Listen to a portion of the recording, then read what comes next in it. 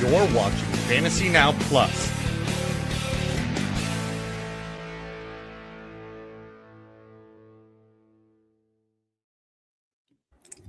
What is up, everyone?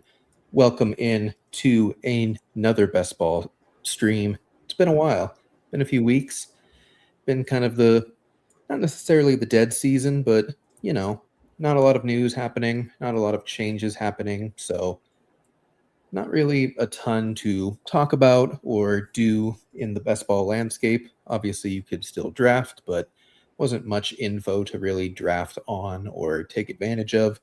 But we're back. It's April. The draft is a few weeks away, and we've got a special little treat here at the top before we get into best ball. We are going to do a first round NFL mock draft. I, of course, am joined by my co-host, Bryan Rockwood. Bryan, how are you doing? I'm doing pretty good. It's been quite a bit since we've been on the live stream here, but I'm excited to be back. You know, to your point, it's not necessarily a dead time of year. Free agency was crazy, and then it wasn't. So a lot happened. I don't know if things changed, if that makes sense. I think a few situations were interesting from a best ball standpoint, but nothing really matters until the real NFL draft happens. So we're here. We're going to see if we can nail it, see if we can figure out in our little crystal ball, see if we can get the first round. I think perfectly, probably. I believe in us at least. Absolutely. But I am just excited to just, yap it up again. Absolutely. What is up, Charlene? Thanks, Charlene. Been a hot minute, but we're back in these streets. I think we should just hop right into it. If y'all were not aware, Underdog launched a mock draft site, basically, where you can submit your mock draft and it'll kind of go up on like a leaderboard. They're interested to see who can get the closest as far as like the amount of picks that are correct, all that kind of stuff. I don't think there's any like prize or anything, but you never know. They could pull something out of a hat. They are Underdog. Do you want odds or evens? Selfishly, I'll take odds because I at least know who's probably going to go one overall. But I will say, we'll talk about it. All right, sorry. I'm getting ahead of myself. I will take odds to start. Sounds good. Then you are on the clock with the Raiders. Okay. So I know that you are in on, and I'll call it the, not really conspiracy theory, if you will, but the contrarian theory that the Raiders probably shouldn't take Mendoza one overall. Yes. And today's signing of Kirk Cousins kind of has me thinking I'm on that train now. Because Kirk Cousins is going to want to start, and having, spending your one overall on the QB, not having to play pretty quickly is something we haven't seen the NFL do a lot anymore. Yeah. Like the idea of sitting behind a veteran QB has kind of been shelved for some reason. And I don't really know if that is going to continue. I don't know if they're going to break the trend. Yeah. But they might. And that's the annoying part of the draft. Yep. So it kind of, if you've ever seen like the big old bell curve type of memes there. And I think it's going to end up just being Mendoza one overall.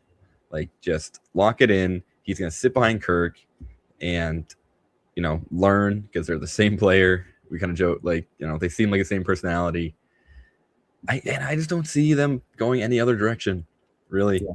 Like, all the defensive players that are up next are all very good. And part of me wants to say, yeah, that would be kind of sick having David Bailey on the other side of Max Crosby or having Arbel Reese on the other side of Crosby.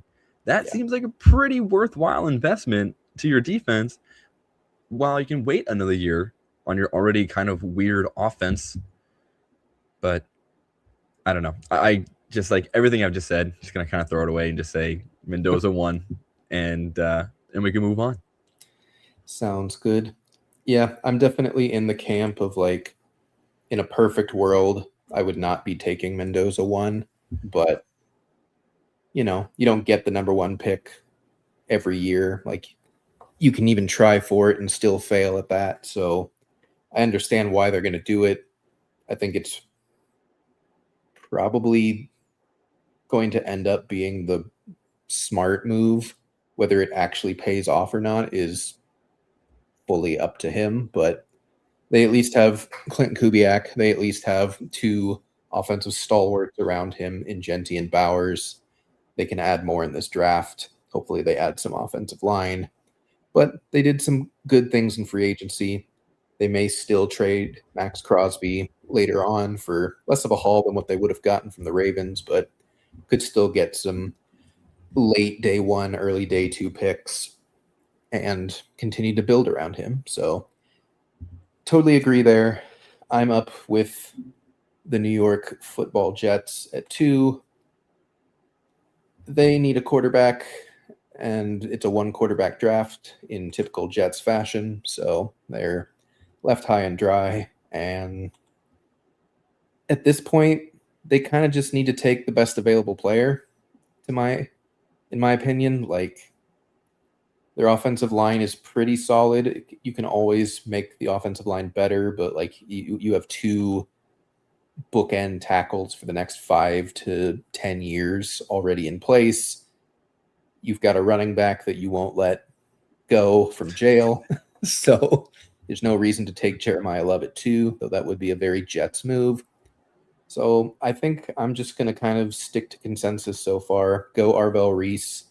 Whether he plays edge or more off-ball linebacker, I think he's an elite off-ball linebacker that could become an elite edge rusher.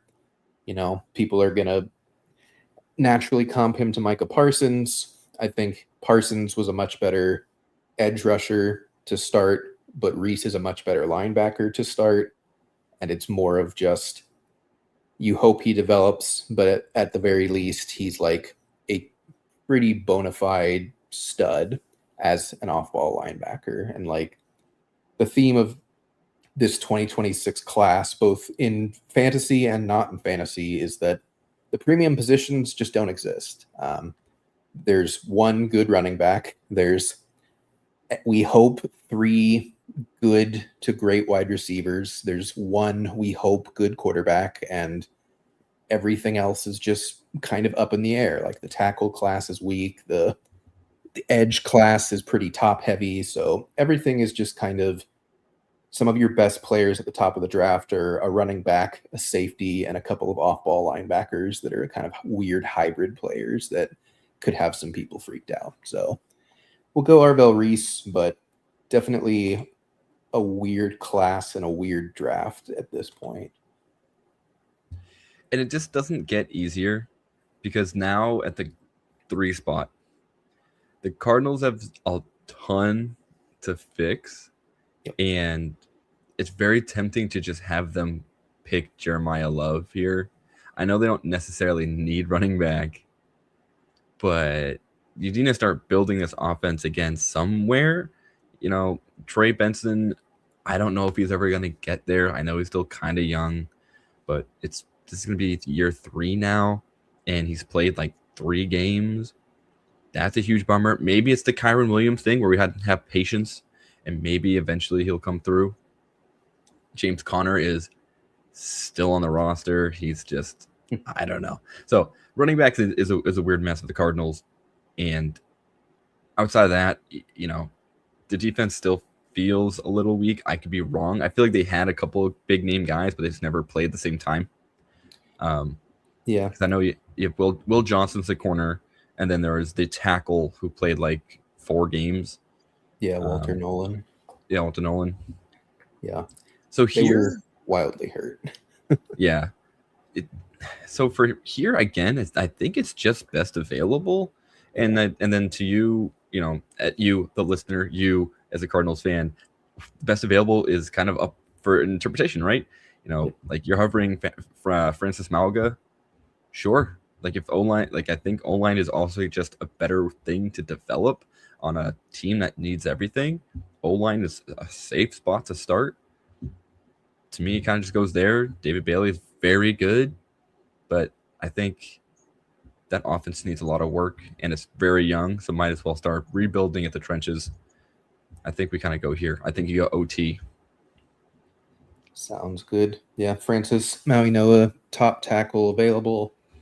Whether or not he actually is a tackle or more of a guard is something we'll find out long term. But the one benefit the Cardinals have is that they have a left tackle for certain. They have Paris Johnson Jr. He is for sure in there. So Maui Noah can go to right tackle. He can play guard.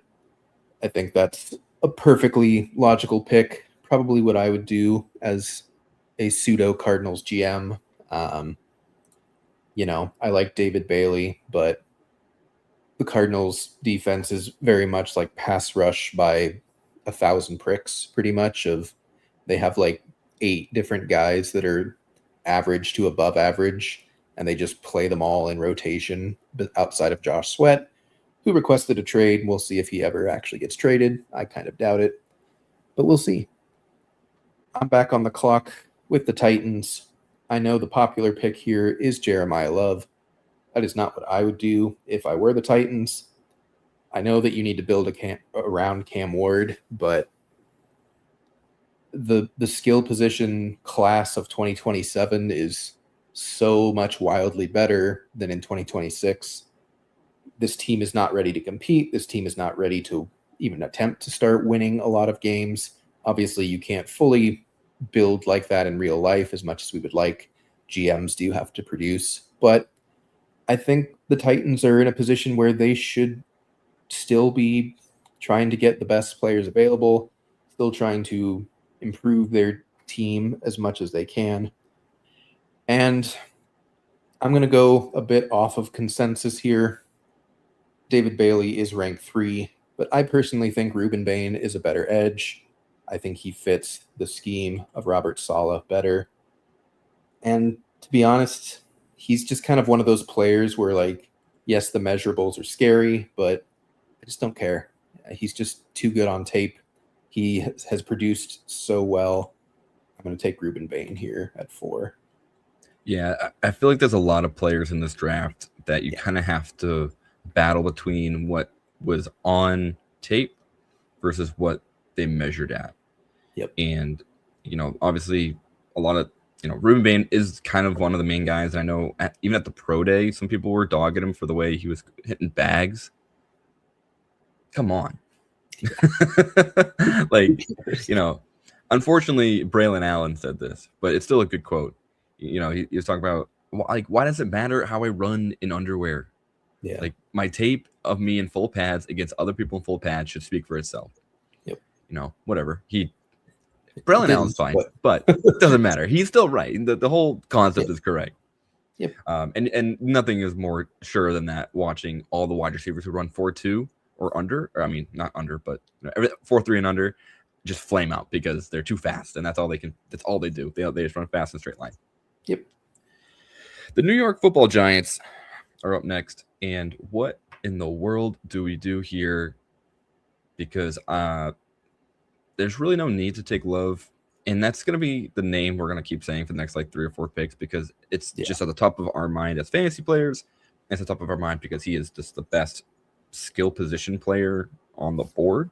So every time a team is on, who needs help, they're in the top 5 picks. They need help everywhere. And, why not have a pretty bona fide blue chip prospect at running back? No, don't. If you have a lot more things to do, don't waste your time on a running back. We've learned it from time and time again. To me, I don't even think the defense is that bad on the Giants. I think their front 7 is very solid. So now we're looking at guys like Tate, Caleb Downs, Mansour Delane. I think this might be where I'm going to go here. I think Caleb Downs might be too hard to pass. I know Tate exists, and Tate being on the opposite side of Neighbors sounds really exciting. I think Tate is still too safe as a wide receiver to take this early. And, I love Sonny Styles. I think he's just a freak. I think if I were on the board here, I think I'm still taking Caleb Downs, despite the fact that I think the safety position is pretty good. The Giants, I think it's just too good of a player to pass. Yeah. And I'll just lock that in, and then I'll let the Giants fans yell at me in the comments.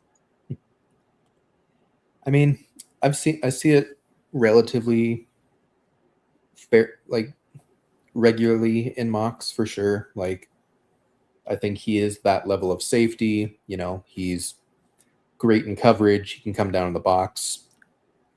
Really, just kind of a do-it-all safety, Derwin James type of player. And this is like we said at the top, this is a draft of non-premium positions. So I don't think too many NFL teams are going to talk themselves out of, well, like, we can't go linebacker at 5. We can't go safety at 5. Like, who else are you going to take? Like, you're going to have to reach on players that are just farther down your board. And that's kind of just bad drafting. Won't say it won't happen because there's a lot of bad NFL teams here at the top, but they shouldn't. I am on the clock with the Browns at 6. They need help kind of everywhere, to be honest with you, but something that I don't see a lot, but I think they should do is take another edge alongside Myles Garrett. I think, you know, he's obviously now the single season sack leader, whether you agree with that gifted half sack or not, but he's a monster. They're not going to trade him. They've said so many times. He said so multiple times. And sometimes when you have a team that needs everything except for a few positions, you honestly should just make your strength a bigger strength when there's not really a clear tiebreaker one way or the other. I don't really want to reach on either of the tackles, Fano or Freeling. I think it's a little early for them. You know, Sonny Styles is good, but they just drafted Schweschinger last year, defensive rookie of the year. They still might get JOK back if he ever is able to return to football. They could use a wide receiver, but they need an alpha. Again, like you said with Tate, I'm not like super convinced that he's just like this bona fide absolute stud at wide receiver 1. They still don't have a quarterback. So, yeah, I think I'm going to go David Bailey, put him on the opposite side of Myles Garrett, make the Browns have a very New York Giants level of front 7. Like, I like that a lot. I just like the idea of when you have a lot of holes to fill on one side of the ball, like, just be a top 5 option on the other side. Yeah. You know, I feel like the Browns have done this. They've tried to keep doing this in the past few years. And I think maybe with the regime change, I mean, mainly just the coach, you know, with Todd Monken there now, maybe, you know, something can change on the offense where they can help out the defense in a way of at least slowing down the game. I don't know. It's very tough with the Browns. What can you do? Yep. Hey, What's Craig up? Lennox. What is Howdy. up? Welcome in. You're on the clock with the Commanders. Will you pull Commanders the trigger? Now, this is the one I think we can't wait any longer. And with what their signings have done the past few weeks, I think they are prepping for a Jeremiah Love. And I know that crushes everybody who loves Ja'Cory Crossett-Merritt, but I think it's time for Jaden Daniels to actually get some real talent behind him. You know, I think you just lock this one in with Jeremiah Love. There's a lot of discussion to be had about going Carnell Tate. I think there's a lot of discussion to be, you know, you could decide Mekhi Lemon, or if you really want to reach on Jordan Tyson. I don't think anyone's trying to do that, though. I just think Love on that offense should really cook.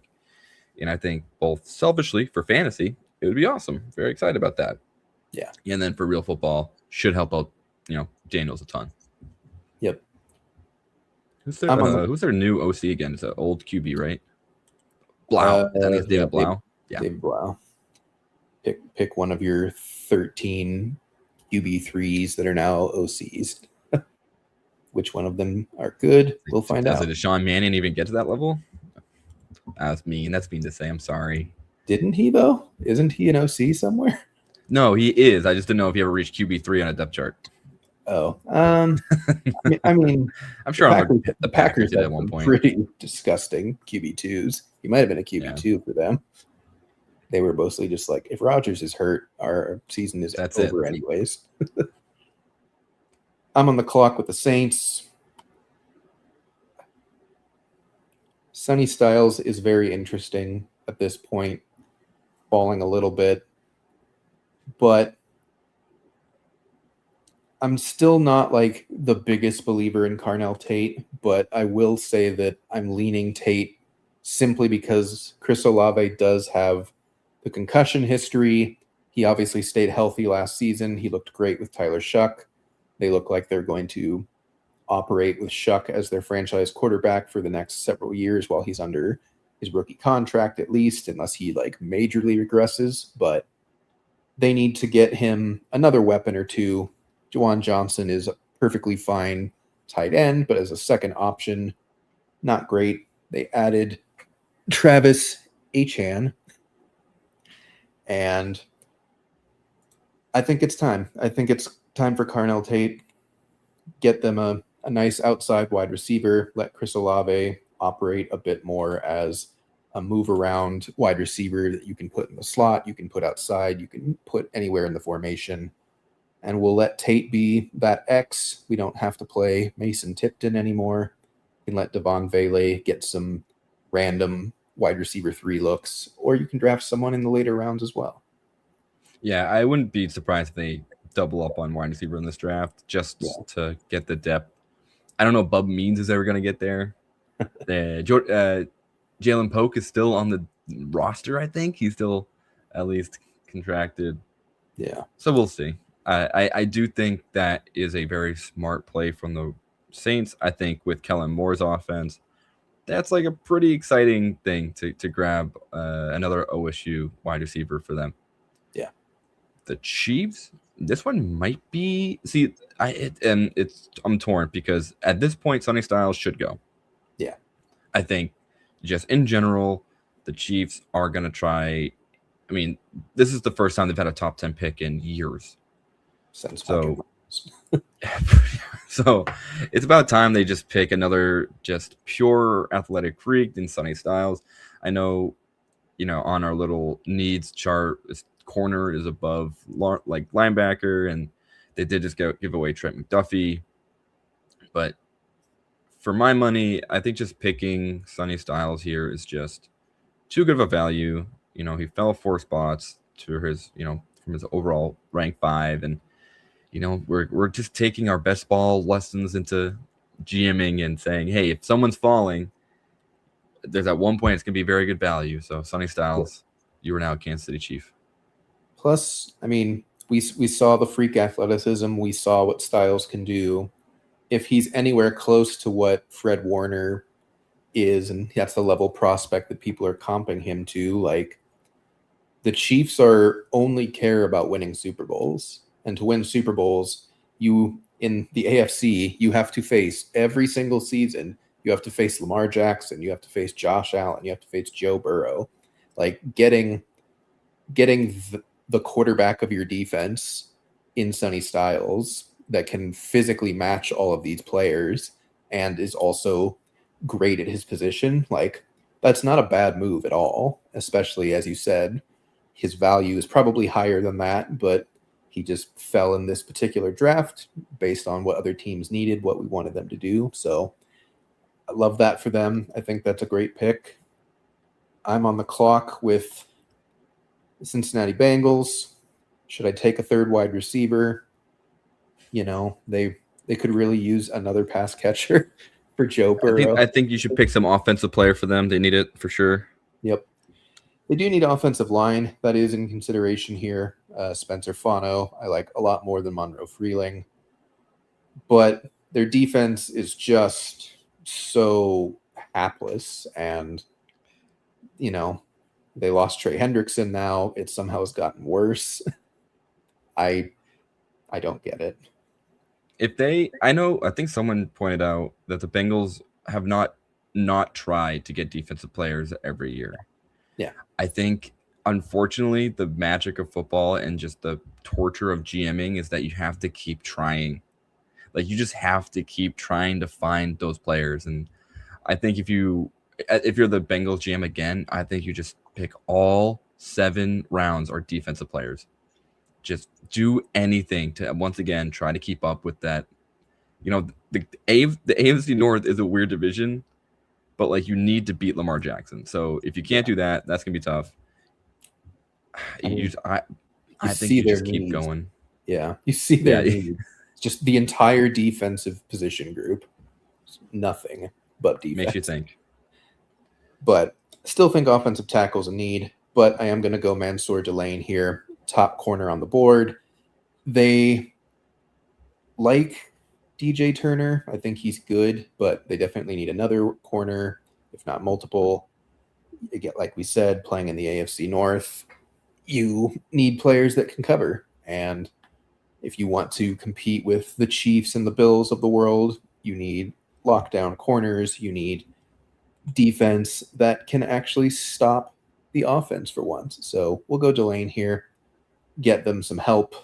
Speaking of teams that need help, the Dolphins are on the clock. Yeah, to me, this is just slam Mekhi Lemon. Let's just replace Jalen Waddle. We need to get another player who can make a difference at every point of the game. So, Mekhi Lemon, you're now heading to it's Miami South Beach? I think, yeah. Yep. Okay. Yeah, and, they signed Malik Willis. If they don't draft anyone, like, he's just back on the Titans, like just a absolutely desolate situation around him, terrible offensive line. Like, you're just setting him up to fail immediately from the jump. And like, it would make me so sad. I know.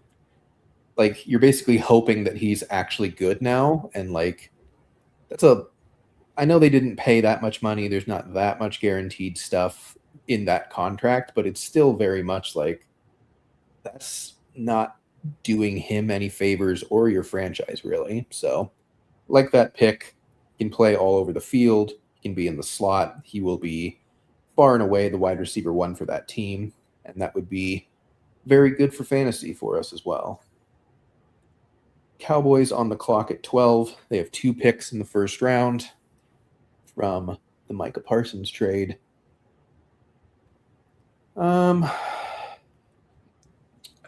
Hovering Jordan Tyson there is funny to me. Yeah, I'm not going receiver. Why not? Why? Could you imagine? I can't imagine. Absurd wide receiver room, and then they have to score 60 points a game. If they can find a way to annoy George Pickens even more, they will do it. They are the Cowboys. But I'm not Jerry Jones, thankfully, so I'm going to make an intelligent pick here. Don't love any of the edge players. I think these rankings are a little high for them. There's not really any linebackers that are worth pulling up to this position. I think, there's been a lot of questions about Jermon McCoy. Obviously, he tore his ACL last season.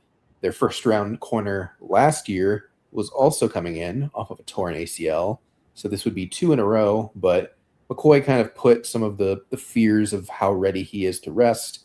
He blew up at his pro day recently, ran great times, great explosion. He will almost certainly be ready for training camp. I think you take Jermon McCoy here. He's probably the best corner in reality, but he just had that injury concern attached to him, and I think the Cowboys should take advantage of that. I know that it's 2 years in a row, but they still need a corner, especially after they moved on from, what was his name?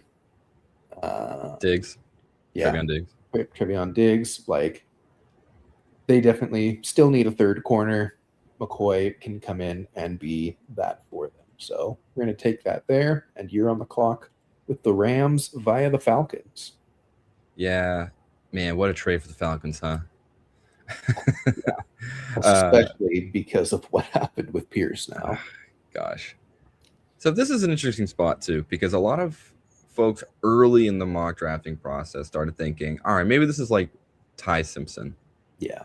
Maybe this is just, all right, let's get the heir to Stafford, and it's a free pick, right? It's not our pick. We can just do whatever we want with it.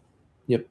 I don't think you necessarily want to go that route with this pick based on the players in the draft, because there's no shot that Ty Simpson is getting picked by anybody after this. Truly, I think this is has kind of fallen again into just best player available. Yeah. And you look at the players and the needs, it's kind of like what you think the Rams truly need. And to be honest, with a team that was so dang close to the Super Bowl, it's tough to know. Full disclosure, I'm just staring at their needs. I'm staring at the players that that are available. Yeah. And for my money, I guess it ends up just being like maybe just Keldrick Falk. I think I don't know the age of their offensive line. For some reason, my brain's saying it's kind of older, where they could go with like a tackle or something. Yeah. They're definitely a team where like they're the Eagles of a few years ago, where they're going to start drafting 1 year ahead of when they actually need anybody. I don't think they have any glaring, like, we need to fill this position as a starter today. So I think it's more so of thinking about, like, what are they going to need in 2027? Obviously, like you mentioned with Simpson, quarterback could be one of those, but I don't think they take Simpson here.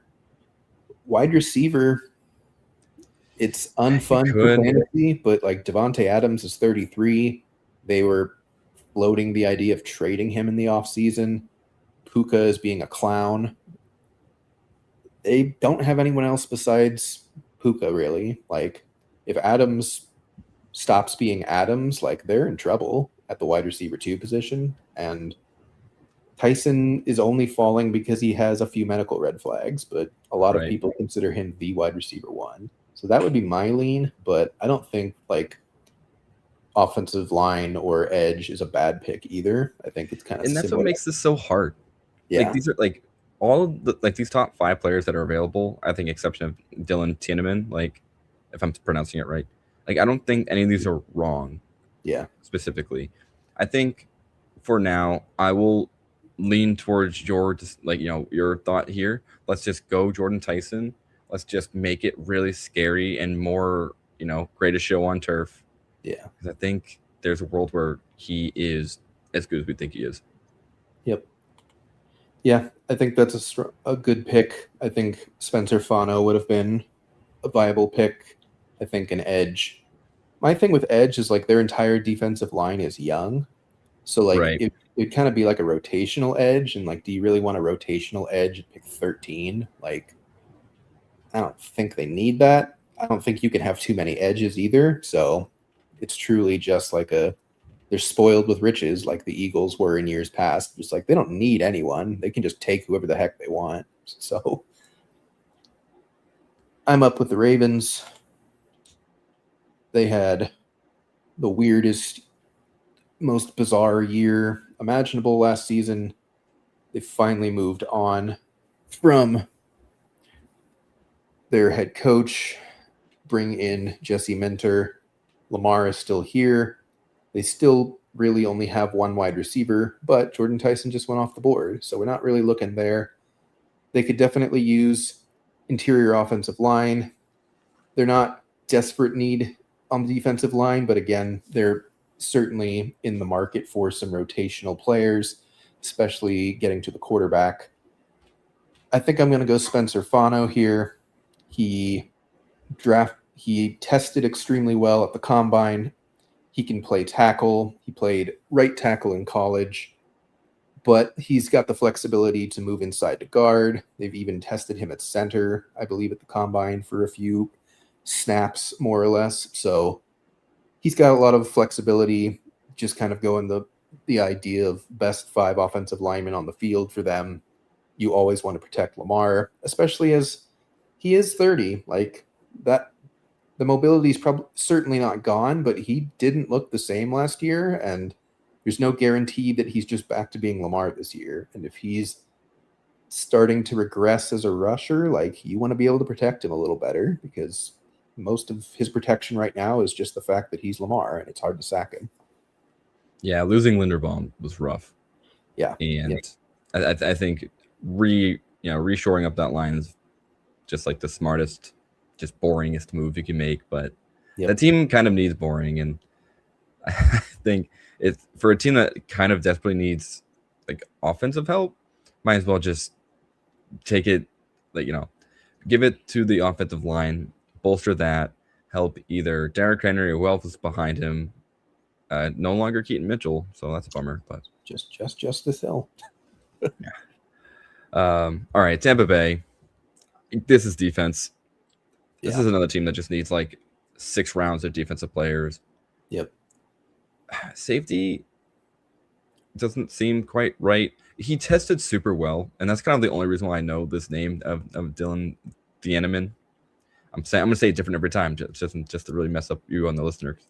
I believe it's Thieneman. Thieneman. Yeah. Okay. So you were close. No. All right. No. That was my third shot. I think it's going to be one of these 2 edge players. I think I've seen some mocks. They take Peter Woods here. Yeah. I don't really know if it matters too much. You could scroll down and hit that corner. I know the name Akeem Mesidor more than Keldrick Falk, and I think that's because Miami's defense was just so good. Yeah. I would lean towards probably just taking Mesidor only because I don't know much about the other guy. I don't know much about Auburn's team and what they're all about.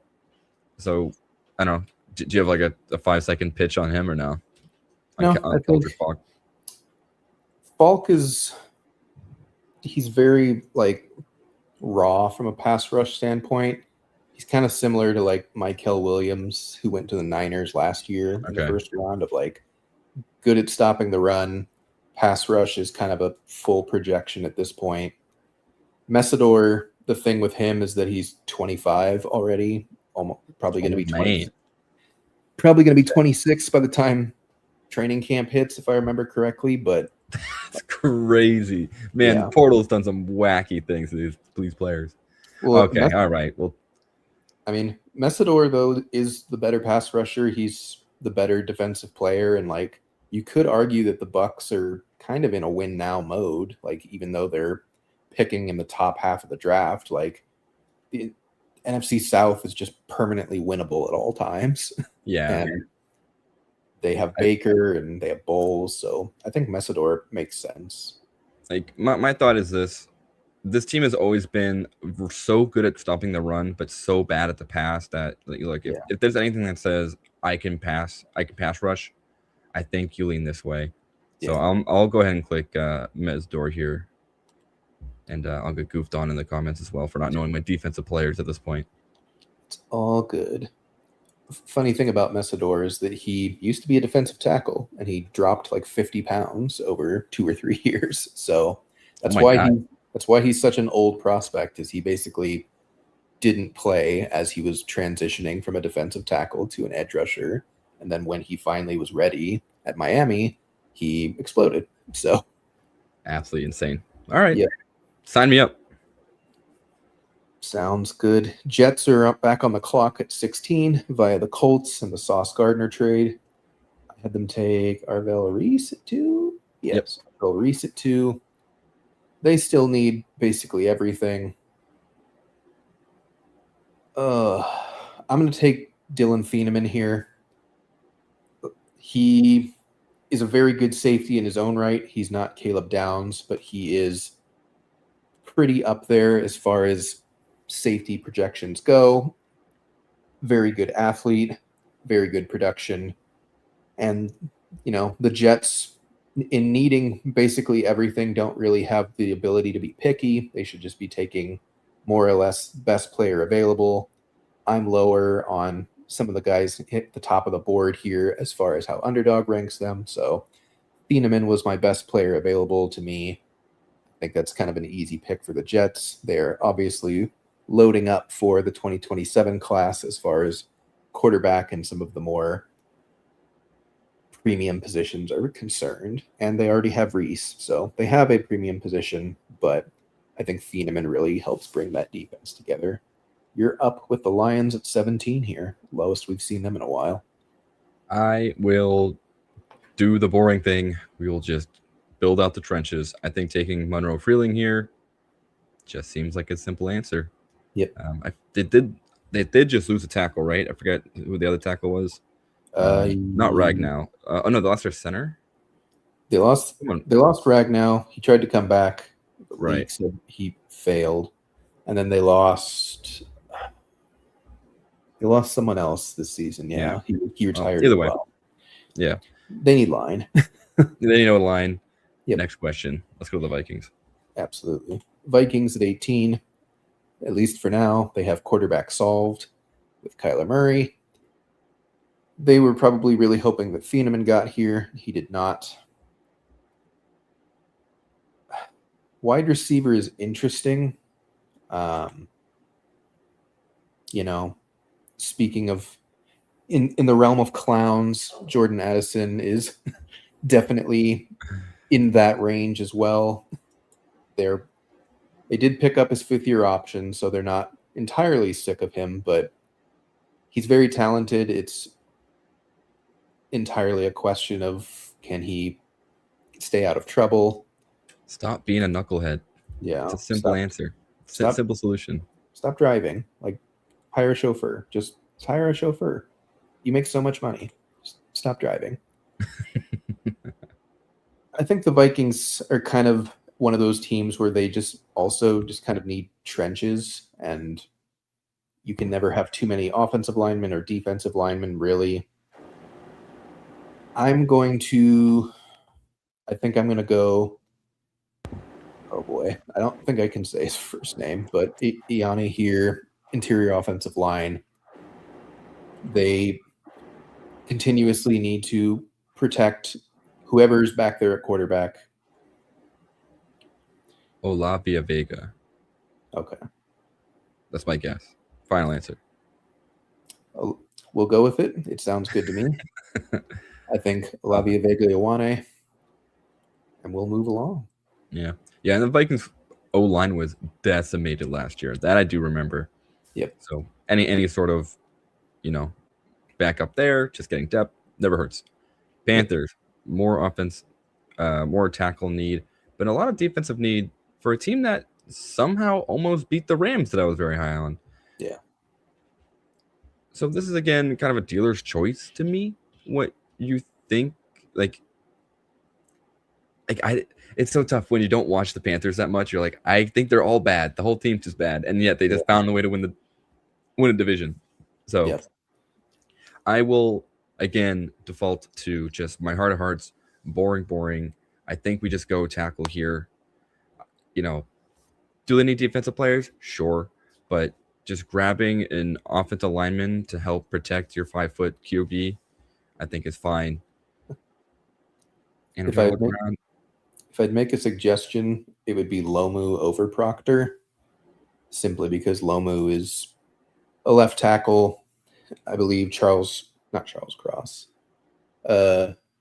Kwanu tore, I want to say, his ACL in that playoff game for the Panthers, and they're going to be without him as their left tackle for probably most of, if not all of 2026. Lomu can play left tackle, can play right tackle. Proctor is more of the gigantic 6'8", 360-pound, he's a tackle because he's large, but is probably a better guard type of player. So okay. That would be my suggestion. It is. Sounds good. I think that's a good pick for them. Like we said, offensive line is never a bad pick. I think more teams should build through the trenches, and I think that it's smart to do so, especially with how few actual good offensive linemen ever hit free agency. Cowboys back up at 20 here. They took Jermod McCoy at 12, the corner. I think this is where Keldrick Falk comes off the board. Obviously, they lost Micah Parsons. Falk is still more of a run stuffer with some edge rushing potential, but they're not. They still need help stopping the run as well. That's why they traded for Quinnen Williams. That's why they traded for Kenny Clark. And I think Falk is the type of developmental edge where he doesn't need to play 70% of the defensive snaps. He can be rotational. He can be an early down guy, work on his pass rushing moves. And if he develops, then you've got a great pick here at 20. And if he kind of stays the same, then you've still got a very good run stuffer that can occasionally help get you half a sack with someone else. So we'll go Falk here for the Cowboys and put the Pittsburgh Football Steelers on the clock at 21. Alrighty. So I'm kind of bummed that they picked up Michael Pittman in free agency. I guess it was via trade. Yeah. Because Omar Cooper Jr. here would be kind of sweet. I would be really excited to sign him up here with mystery quarterback. So stupid. I hate Aaron Rodgers so much.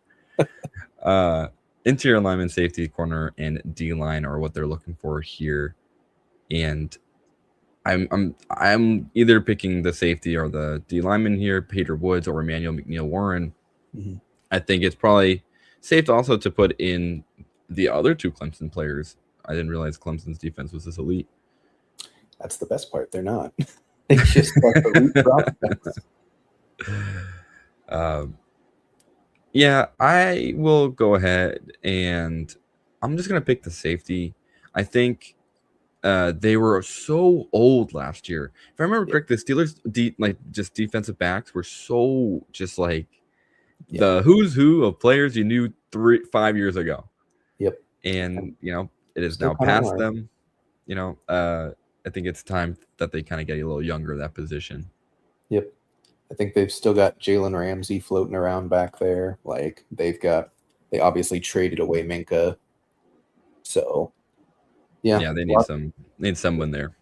Needs some infusion of youth, and I think McNeil-Warren is worth a first-round pick.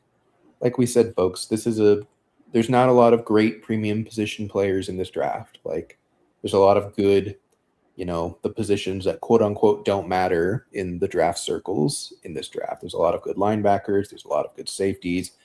There's still only one good running back, and he's gone, but a lot of good tight ends as well. So just a lot of luxury pick feeling type of players, but you're not going to go down your big board and take your 53rd ranked player at 20 simply because he plays a premium position. Like that's just bad drafting. That usually doesn't work. So I'm up with the Chargers at 22.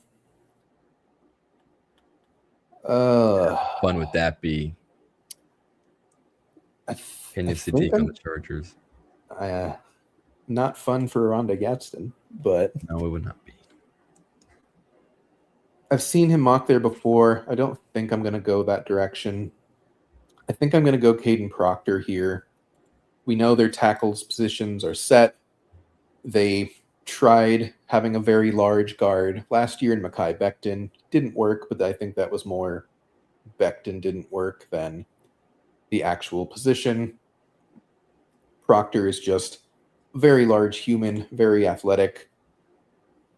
I think you want to protect Justin Herbert, and I don't think they ever want to go through the type of horror season that they went through last year on the offensive line. I think they were at one point starting like their 9th and 10th ranked offensive linemen on their own team. So we'll go Proctor, give them some beef, and you are up with the Eagles at 23. The Eagles.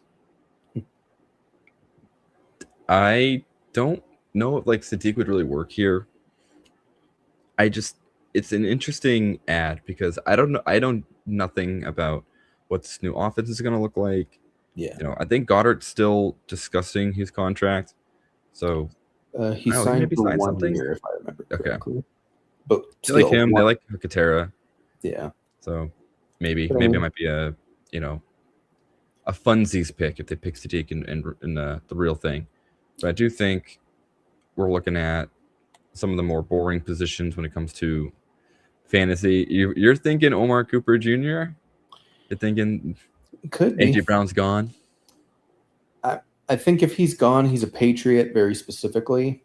And I think it really, if I had to guess, the Eagles want the Patriots first. Will the Patriots budge and do that? I don't know. They should. There was rumors that the trade was going to happen like after the June 1st mark or something, because apparently the cap goes way down.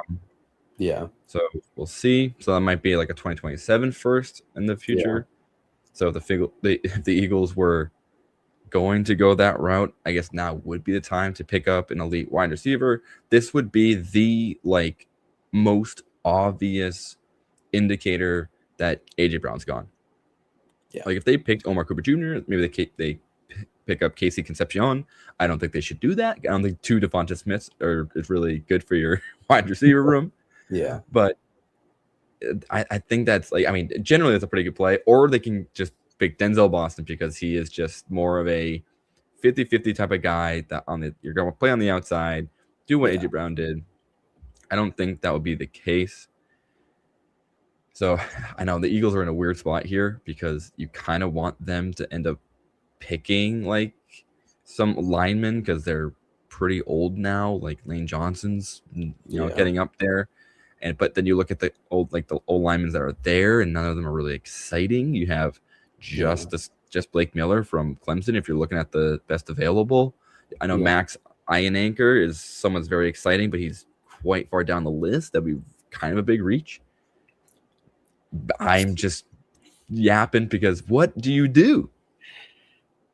I think right tackle makes a lot of sense, but they've also drafted their right tackle to replace Lane Johnson like 3 of the last 4 years, it feels like, and he just keeps not retiring, and those tackles either move to guard or they never develop. But I think it's probably receiver or tackle if I'm honest, and like you said, like the receivers at the top of the board are basically just like, what if Devonta Smith was still in college and not as good?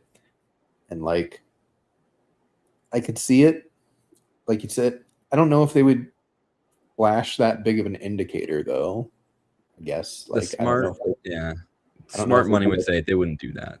Yeah, they would they're gonna pick a wide receiver later in the draft and be like, oh, he's just depth because he's gonna be behind Hollywood Brown, haha. Forgot. So, for the sake of making sure it's not taking too long, I'm gonna go ahead and I'm just going to pick Omar Cooper Jr. and we're just gonna say this. We're gonna say the Eagles say we don't care, we just want another good wide receiver in the house. Yep, makes sense to me. Browns are back up. I took David Bailey for them at 6, who kind of fell. I think this is where Casey Concepcion comes off the board. They need weapons. They have Harold Fannin and a very uninterested, overpaid Jerry Jeudy and an injury-prone Cedric Tillman, and that's about it. I think Concepcion comes in, is immediately like a nice slot option, can play outside, gives the quarterback of the future another weapon alongside Fannin. And Browns are kind of, again, in that position of like they need to go offense, but offense is not in a great spot in this draft. But Concepcion is close enough to being a top 30-ish type of player on big boards that I think he's worth taking here. Yeah, and I think that's just it's a weird fit because they have Isaiah Bond there, and they're not a similar player, but they don't really they're not different in size per se. So like if you're thinking about who's going to play outside, it's going to be trickier. But I think Casey Concepcion is just like so much of a better player, and he will find a way to be good. Like I'm not too worried. So we saw what Tom Monken could do with Zay Flowers. I think he can do the same thing with Casey. Yep. Bears. Yep, they're gonna go tight end here. Nah, this is just all defense. I think this is just gonna be TJ Parker. I think just another edge is good. I kind of wish they could find like another linebacker because I'm pretty sure their linebacker core is pretty old, but I think edge here is very, very good. Makes sense to me. Buffalo Bills on the clock. Will Will I give them the next iteration of Keon Coleman? I don't think so. Would be funny, but No, I they're don't not ready think. for that. Yeah, I don't think they go that way. They do need linebacker. I think CJ Allen is another first round worthy type of linebacker. Again, we're talking about a team that's competing for a Super Bowl every single year as long as Josh Allen is there. Facing great quarterbacks, they need a defense that can hold up against some of these players. And I think CJ Allen is, again, just kind of a good off ball linebacker. He's going to be in the right places, he's going to make the right plays, has the athleticism to back it up and be a good centerpiece of your defense for a long time. So we'll go CJ Allen. And you get the lovely San Francisco Niners. 49ers. Here's the thing.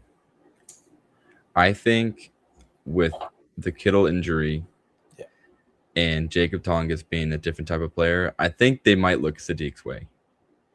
I think Sadiq, if you think about the receiving core in the 49ers locker room, it's bad. It's not awful. It's just the fact that Ricky Pearsall doesn't exist. Juwan Jennings might be out the door. We're not really sure what's going on there. And I forget if they signed anybody. I think it's just DeMarcus Robinson right now. Mike Evans. Oh, wait, and Ayuk, of course. And Mike Evans. And Mike Evans. 30-plus-year-old Mike Evans. Yep. So they're going to need another receiving option here. I think Sadiq plays that perfect type of like hybrid role.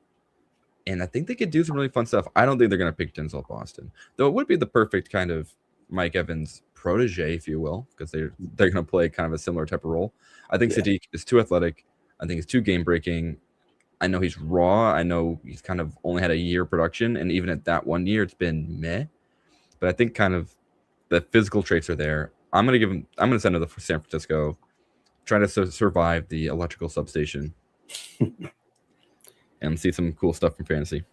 Yeah, I think that's very fair. I think that's something they would do if Sadiq falls that far. I'm lower on Sadiq than pretty much anyone. I just think he's all traits and no production whatsoever. I don't think the NFL is going to agree with me. I think he's going in the first and probably in early 20s at the latest. But if he does somehow fall this far, I think the Niners would definitely snatch him up there. Texans on the clock. Offensive line, just every pick. Find the next OT next to his name, slam it.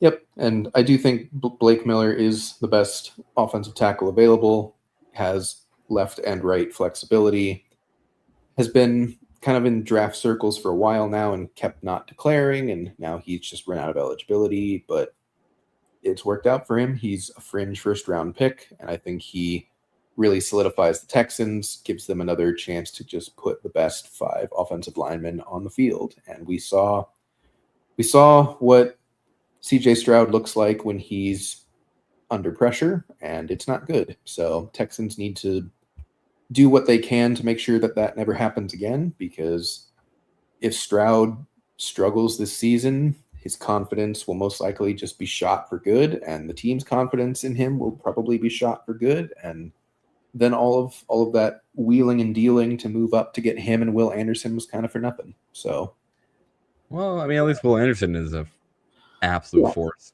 But I hear you, man. The Kansas City Chiefs, I think they're taking Boston.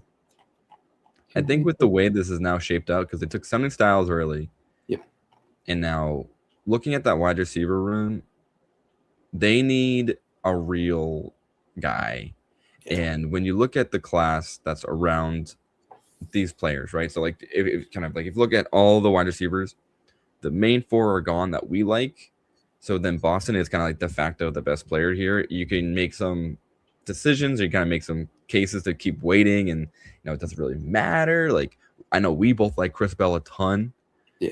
Like, the rest of the guys are kind of tough to swing. Yeah. And at least Denzel Boston is, he has the size, he has that outside playmaking ability. if they have Rushy Rice still doing everything he does in the middle, and Worthy is just kind of that speedster who is I don't even know anymore what his value is. Yeah. So I kind of like Boston going here. I think maybe in the real draft they might go another, boring position. I'll call it another defense. Yeah. But to me, I think this is actually kind of a good fit just in the way that this draft in particular has fallen. Yeah. Yeah. I think that's definitely fair. They need an X. We need to stop having Tyquan Thornton and Juju Smith-Schuster and please let Juju rest. Yeah, like please, he has done his job. He just needs to stop, be that stop. wide receiver 5. And I think the Chiefs understand that they need to get back to being the Chiefs. They spent big money on Kenneth Walker. They saw Patrick Mahomes go down. Like, they'll probably invest in offensive line with their early second pick, I would imagine. They could have gone it here as well, but I think any pick there would have been a little bit of a reach. Boston was just good player, ex-receiver on the board. You tie him to Mahomes. Rashee Rice is a very fragile future. He's probably not going to get a second contract with the Chiefs if he even makes it that far. So definitely think that's a valid pick. I am on the clock with the Dolphins. Who did we take at 11? We took our good friend Kyle Lemon. We sure did. Again, with Dolphins, it's kind of just best player available. They need everything. Like, they're just bad everywhere. And just looking at the board from my own kind of personal understanding of the rankings and everything, pretty aligned. I think it's either Peter Woods or Caleb Banks, but I think I'll go Peter Woods here. Let him get off the board. Yep. Good freak athlete inside, a little raw from what we would prefer as far as a production standpoint. That's kind of the name of the game for everyone from Clemson. They're all athletic freaks who just didn't really play well last year, but the entire team didn't play well last year. So kind of up in the air as to what exactly caused that, but we'll go Woods here. You have your last pick of the draft with your New England Patriots. Yeah, and I'm blanking on all their moves. I know they tried their best to get more help on the edge. I think they just keep drafting edge players. Morgan Moses is getting up there in age. I know he's over 30, so trying to find a right tackle is also interesting. There's been that clip of Vrabel like teaching up Max Iron Anchor, so I think that might end up being what they pick or kind of what they're thinking of, and trying to bring in a little youth on that side of the ball. The other main one is Cassius Howell or Zion Young. I think those are probably like high in contention. If Sadiq somehow landed all the way down here, I think this is like exactly where he goes. I think that'd be like a perfect spot. Yeah. But I think he like we've talked about, he might be just too much of an athletic anomaly for too many teams to give up on him or that early. So I think this is going to be just a probably edge pick. I think they do just pick Howell out of A&M just because I think they will just like it. Just need to get youth on the defense side. Yeah, they got kind of carved up by the Seahawks in the Super Bowl, which is not really something you enjoy hearing when Sam Darnold is the quarterback. So it was Ken Walker. It was Ken Walker's game. Sam Darnold just he did a little bit, but and Howell is kind of another one of those run defender, pass rush is there, but somewhat of a projection. That's why he's going in the late 30s and not pick 6 or anything like that. So I think a run stopping high potential edge perfectly meets what the Patriots need. So I think that's a great pick. I have the last pick of our draft with the aforementioned Super Bowl champion Seahawks. I will not be taking a running back. I can promise you Why that. not? Come on. There are no running Darian backs. Price? No, absolutely not. That's just That's just Zach Charbonnet with 2 knees, basically, and no ability to catch the ball. So definitely not taking a running back. Corner is interesting. They lost some players in their secondary. They were able to re-sign a couple, but definitely thinned out a little bit back there. Edge rusher is always in consideration, just as offensive line is always in consideration, especially when you are the best team in football and you have pretty much everything you need at this point. I think I will go edge, and I think I'll go Zion Young here. And that... Yeah, I know that's a name a lot of folks like. So him sneaking in the first round, totally reasonable. And if it's not the Seahawks, it might even be earlier. Yep. So that is that for our first round mock draft. I will not be reading that off because that's going to take a long time. If you missed any of it, you can go back and look at your picks. Yeah. I wonder if you can share that with people. Probably. We could probably post this somewhere on socials. The log out button. Let's find out. I'm sure if you hit submit, I don't know if you want to submit this. I guess you can keep doing it. What's it say? Oh, submit as many marks as you want. All right, yeah. So Tim, if you hate this, you don't have to keep it, but we can at least screenshot it eventually. There it is. That's the share button. Yeah. Wow. You can I don't know. You can DM me that on Discord, or you can post it to Blue Sky if you want. Yeah. If not, I'll post it on the main account. And that, let me see. So that's it. So that's how the draft is gonna go. So put in your bets. Feel free to make $1 bajillion off of this if you're so brave. But we've seen the future. Yeah. Congratulations, Commanders, on the Jeremiah Love pick. Absolutely. It's not letting me share, but I can just keep that window floating around and figure it out after. I'm sure. Why not? But in the meantime, we have a best ball draft that we have promised the people. It's the time. It's what we're best at. Let's see here. We got some. Oh, we got War Rooms back, baby. Perfect. I can hop back in there eventually. I'm taking a little best ball draft pause. Yeah. So I'm excited to get back into it and see how the ADP has changed. Yeah. Big board is very close to full. If you have drafts to do, definitely hop in there. That's probably where we're going to be heading today. Most likely we'll take the War Room a while to fill for each draft. Since it's such a small field contest, less people are going to be drafting it. So we'll go into a big board here, 20 seconds per pick. And we'll see how long this takes to fill. We'll also see if I am going to get a location error. Nope, it's going to be perfect first time. It sure is. Waiting on 6. If you want to hop into a big board with us on Underdog, you can do so. If you have not signed up for Underdog yet and want to do so, you can do so with our promo code FN+. That's FNPLUS. I believe it's still, when you play $5, you get $75 in bonus funds to use on more pick'ems. You can use it on these drafts. So if you have not already, definitely sign up on Underdog. Use our code.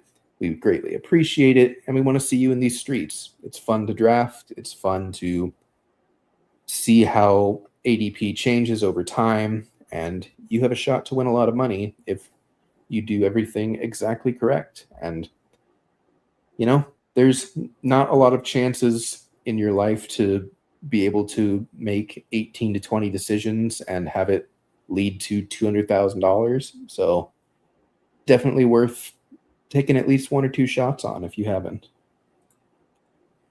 It's a scratch ticket that you actually have input on, you know? Yep. I don't know if that's a selling point for some folks. But at least to me, it feels a little bit better knowing that I had control over this, kinda. Yeah. The turf monster has the real control over everything. It decides whose ACLs are intact or not. I'll tell you what. I gotta get new earbuds. I don't know.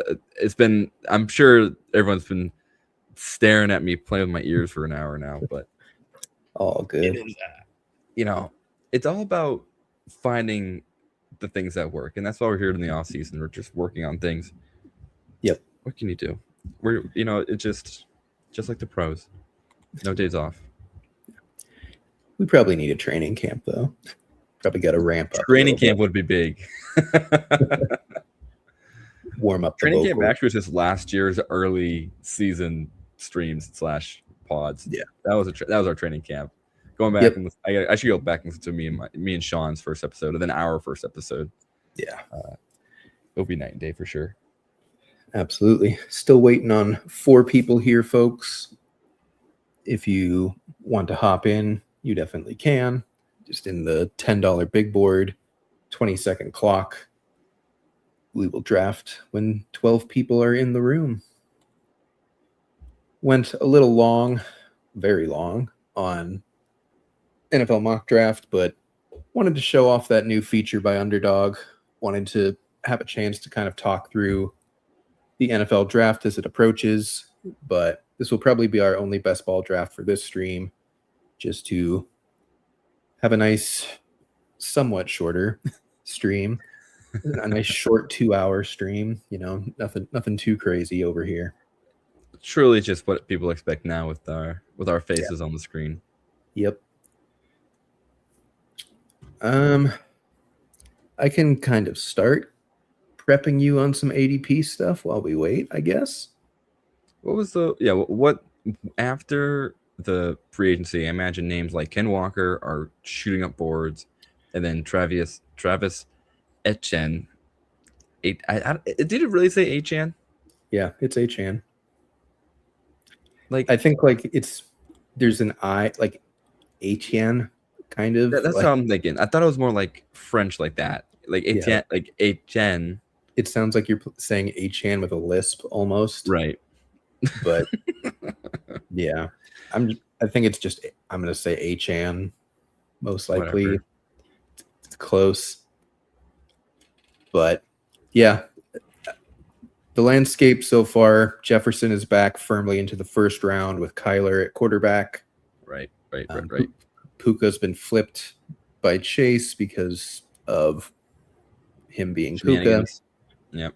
Devon Achane is weirdly not falling, despite them no longer having Jalen Waddle. So that's kind of interesting. A huge chunk of running backs, though, just like at the back of the first. It's anywhere from Cook all the way down to Walker. Tight ends are starting to fall a bit. McBride is now more of a back end second round pick. Brock Bowers sometimes falls into the third. Okay. Good. We get the 105. Alrighty. Oh, is that new? That little giant yellow bar that says your probable pick? Yep. Now we can never forget it. They installed that a couple weeks ago, maybe just 1 week ago. Whatever. I mean, it's more for the new folks who don't see it that often. I feel like that's just I think kind of like another visual indicator of like, hey, you're this many picks away from being on the clock. So, a lot of us panic anytime there's something new in our lives, but I don't think it really improves or makes anything worse. I think it's just something else on the screen. It just is. Yep. It's just another color. Yeah. So with the Puka stuff, he is falling. There's certainly a chance that JSN goes ahead of him in this draft. Do you want Puka if he's there at 5, or are we going to look more at these running backs or a different wide receiver and let him continue to fall? Okay, hold on. Because I still think, I think just JSN. Yeah, makes it easy. Puka goes at 4. JSN, I like. I don't think Puka should fall, if I'm honest. Like, that's the tough part.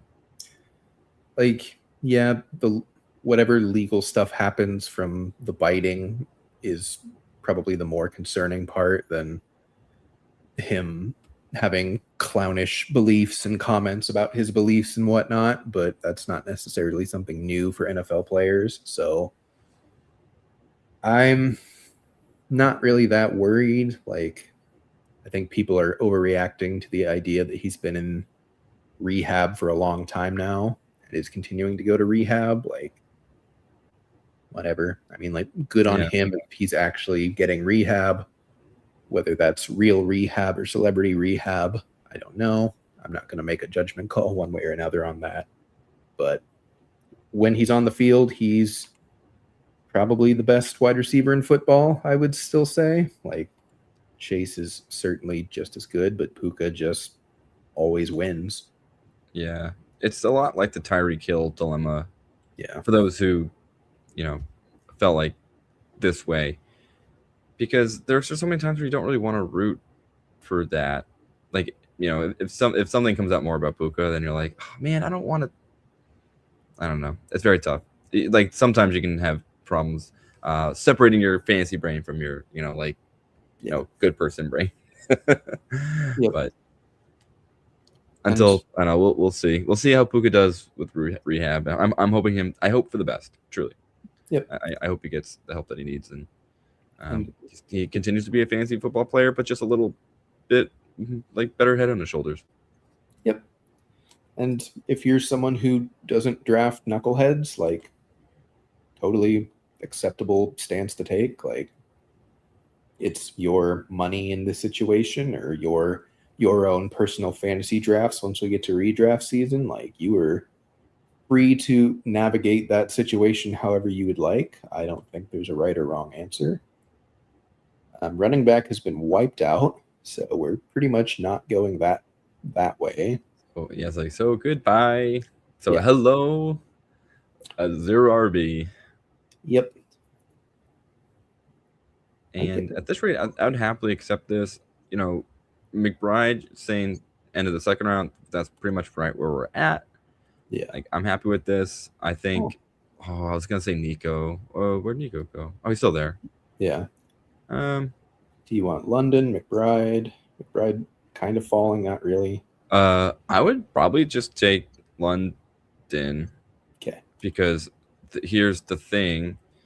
There's a world where we could get one of McBride or Bowers. Very rare. I think these drafters here are all thinking the same thing. They're like, all right, we can get one more and then gamble. Yeah. I think that's kind of just where you're at with this, especially with those two players. And then if we don't get Loveland, and then we're just going 0 tight end. I think that's what it turns out to be. Yeah, which honestly I probably prefer.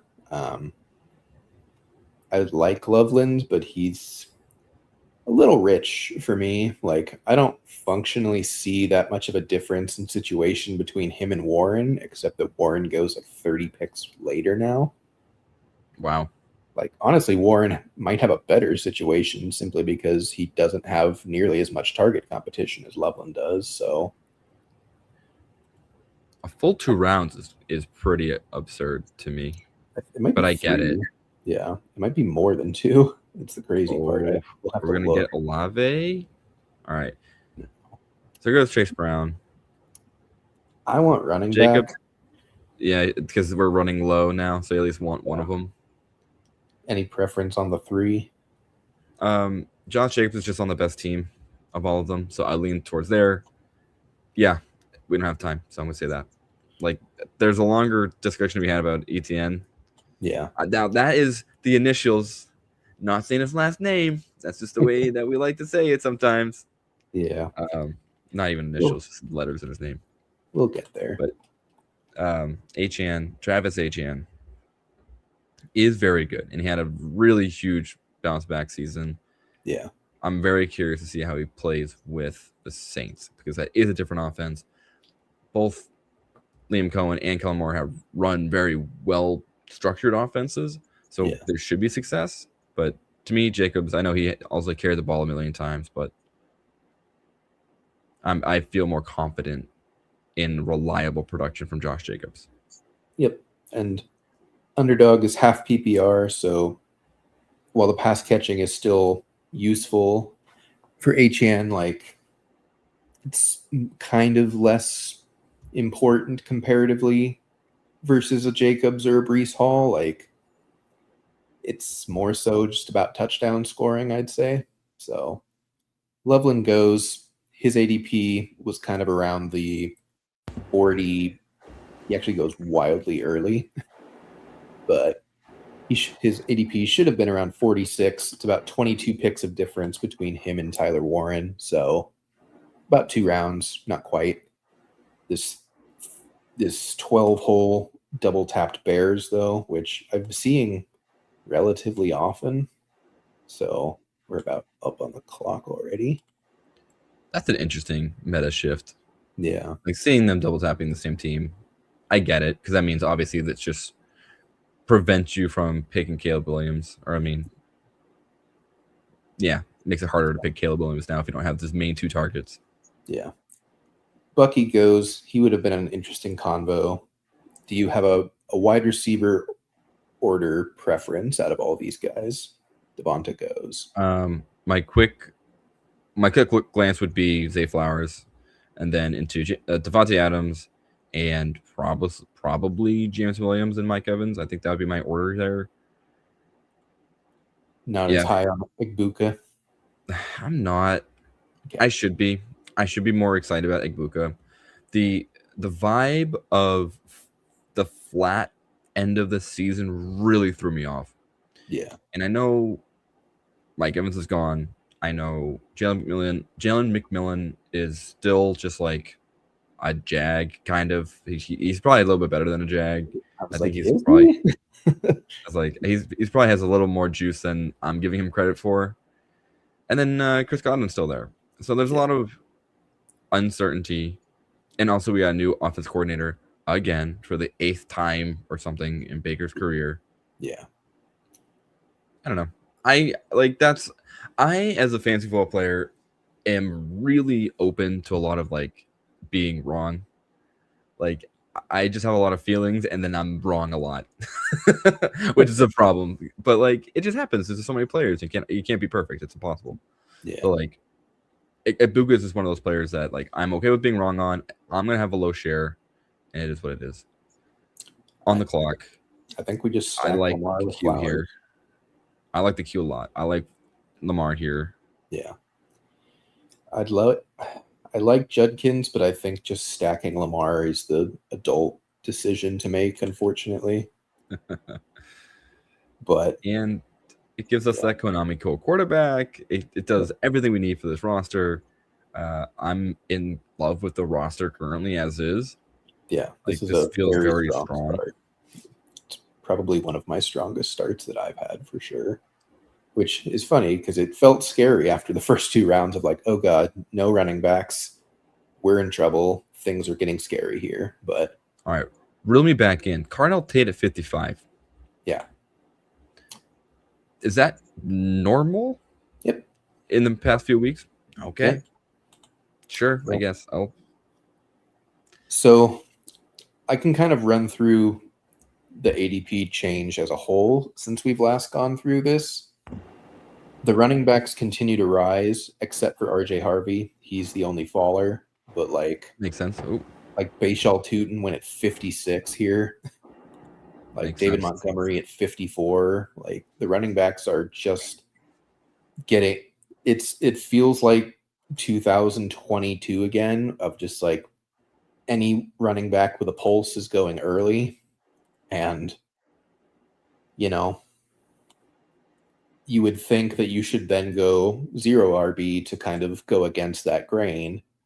The problem is that there's not really any good 0 RB candidates down the board. You kind of just have to accept that you have to take running backs earlier than you would because there is almost no flexibility in there at all, and it's scary. That's nuts to me, but I get it. I mean, it makes sense. Yeah. Scary, and it does make drafting a little harder. It does. Because theoretically, it should push up other wide receivers, but it doesn't even look like that's happening. No, the wide receiver cliff still exists. Like, we're basically at it after, I would say, probably after Harrison. Is the NFL just bad now? Do we just have bad players playing the NFL? I'm Tyler Warren here, unless someone I else. like this, and then that's just the top of the queue there. Yeah, with Lamar, like if we didn't have Lamar, I'd probably go Drake May here. But Tyler Warren, smart, safe, just the number one target on that team. Yeah, like I do think he's probably gonna out earn Josh Downs. Yep. And then Alec Pierce got the bag, but they play such different roles. Like, yeah, I would not be shocked if we at the end of the year we see once again Warren having more receptions and targets. Yeah, I just like this entire range in the late 6th, early 7th is just like permanently gross to me. Like, I love Jordan Tyson. He's pretty much the only guy I really want here. Like, we're talking about 6 fluke games of Parker Washington. Chuba is not that good. DK Metcalf is kind of washed. We're talking about like 8 fluke games of Michael Wilson. Can we call 8 games fluke games? Unfortunately, we have reason to believe that is possible and has repeated. Is it the 3 seasons prior that he's done nothing? Is that why? I mean, but even like Brian Thomas Jr., like he had like 6 good games and we drafted him in the first round because of it. I don't like anyone here. Like, I like Fannin the most, and that feels bad.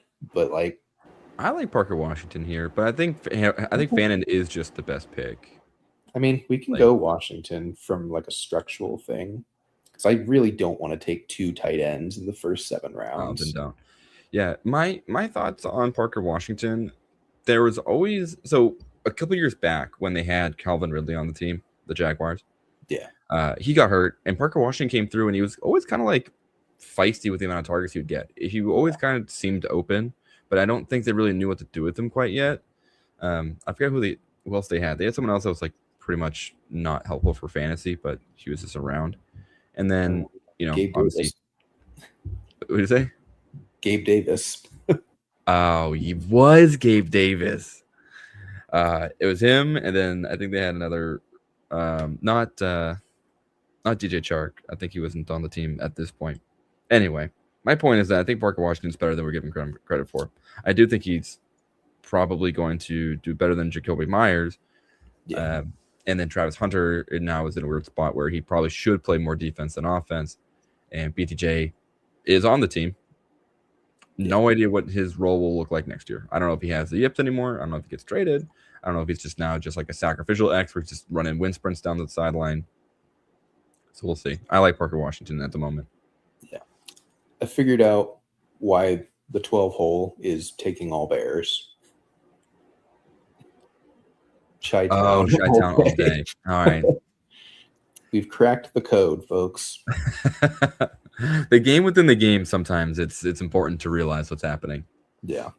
And you're going to get people like that. And to be fair, most of it is relatively close to ADP. Like, he didn't go absolutely wild, but I love that. I love the Swift into Caleb Williams double tap though. That seems pretty good.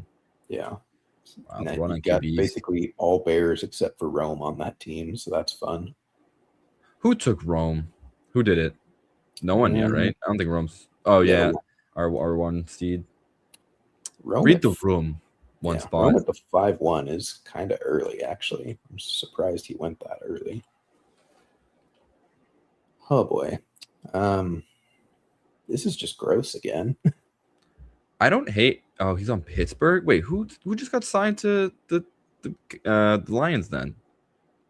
Who'd they just pick up? They picked up some of their bruiser back. Pacheco.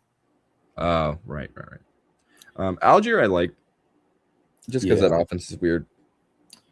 And we could ruin Chi-Town's day and take Monangai as well. God, I love Monangai so much. I don't want to do that to him. It would break his heart. Their heart. I don't know if it's more. I think we'll do Algier. I think Algira Dial are like kind of your main two pull for emergency purposes. Yeah. And like he's the starter for sure. How much work he gets, we don't know, but he will almost certainly be the goal line back, and he'll be the early down back, and whatever pass catching he gets is a bonus, but he'll almost certainly split some with James Conner. But I think Algier is a perfectly fine pick and is a decent bet for 10 gross touchdowns in a season. Oh, we might get Menungai anyway. I'm surprised. Like, it's a bummer because that's like kind of the correct play. Yeah. I don't mind Laporta or Kraft as well. Do we have any other stacks? Not really. No. Well, we could do, I mean, you could pick up Kraft and then aim for Love on our next to get our second quarterback. Yeah, I don't think Love makes it back to us. And Kraft goes anyways. Oh, okay. Makes it easy for us. Menunga, I'm with you on Laporta here. I do like J.K. Dobbins. I don't know if it's stupid to pick him. No, I think Dobbins probably makes more sense than Laporta, to be honest. I think the whole Dobbins-Harvey combo is very cut and dry to me. Yeah. Like, the Denver Broncos would not have brought back Dobbins after that injury if they didn't love him more. Yep. Simple as that. I mean, Harvey was not good in the playoffs. He wasn't even really good in the regular season either. He just broke a couple screenplays for big plays. He kind of had almost the exact same season as Trevion Henderson, and Henderson is keeping his late 4th round, early 5th round price for some reason, and Harvey is at least dropping into like the 70s now, sometimes even the 80s. I still don't love the price of Harvey in the 70s, but it's at least a lot more palatable than it was at the beginning of draft season when he was right in this area as well. So, yeah, I like Dobbins. He has some juice. He's only like 27, I think. Like, he's not old. Well, that's the thing. Harvey's 25. Yeah, like Harvey is old. Oh, so, God.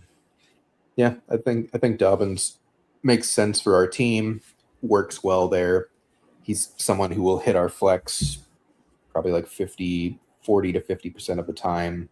We have 3 strong wide receivers that should be hitting our lineup every single week, more or less. We're good at quarterback. We're good at tight end. Parker Washington will probably be flip-flopping some of those weeks with Dobbins or Algier for a flex spot. And everything else at this point is just like depth and hoping for spike weeks from some players. So I like the fun part of the draft, if we will. Because now you're just thinking, now you're just lying to yourself about, oh, this can happen. Yeah. Wandale to Tennessee. Give me your thoughts on that one real quick. I mean, like, it's better than anything Cam Ward has had, but I just don't think it's going to matter that much, if I'm honest. Like, Dable is the AOC, just follows them around. Yeah. I guess like, he dragged Wandale to them, but I guess I'm just still kind of skeptical, like how good Wandale actually is, or if he just kind of got lucky and got fed everything because there was no one left. I think that's the answer. Alrighty. This all sucks. I kind of want Malik Willis out of all of these people. I think you take Malik Willis. I think this gives you, again, another QB who should have at least some potential upside for rushing. Yep. I think we might have even talked about this last time we drafted about, I think he had like 3 or 4 games of like over 40 yards rushing. Yeah. Which is pretty good. Yeah. The biggest meta, and it was kind of already there when we drafted last time, but it's like even worse now, is just like basically all the quarterbacks that are going to start a game are gone by round 13. Like, we're taking Jacoby Brissett at pick 156 now. Like, what are we doing? Like Gino is 170. It's just, you absolutely cannot wait on quarterback. You will get shut out. You have to just reach and take your guys every single time that you think. Like, I think we should take Darnold here, stack him with JSN, and just be done. I am okay with that. looking at the players too that would be around this area, that's fine with me. Yeah. And that's a horrible decision. Like it's awful to say out loud like that, but Yep. it's just the reality of the situation. Yeah. Like, it doesn't feel good to take Sam Darnold in the 11th round, but you just kind of have to. Especially, and he's your QB3. Like, it just feels gross. It really does. But, like, you know, you're hoping Lamar's hitting your lineup 80 to 90% of the time anyways. And then if Willis is good, he's going to seesaw a little bit, and you have Sam Darnold to cover any bye week shenanigans if Miami and Baltimore have the same bye week somehow, and that's your room. Yep. I forget now at this point we're drafting without knowledge of bye weeks. So we need to have that third QB. I'm like in the Best Ball Mania brain still. It's close. We're less No, than a month away. 20 days. 21 or 23 days probably after the draft. I think it launched. Yeah. Oh, I think it wait, launched. no, we need to. No, it launches like directly after the draft because all of the pre-draft stuff closes the day the draft starts. Sorry for people hearing me type. NFL schedule released. That's true. That will come out later. There will be some parts of Best Ball Mania where we still don't know bye weeks. Just clicking all these SEO articles.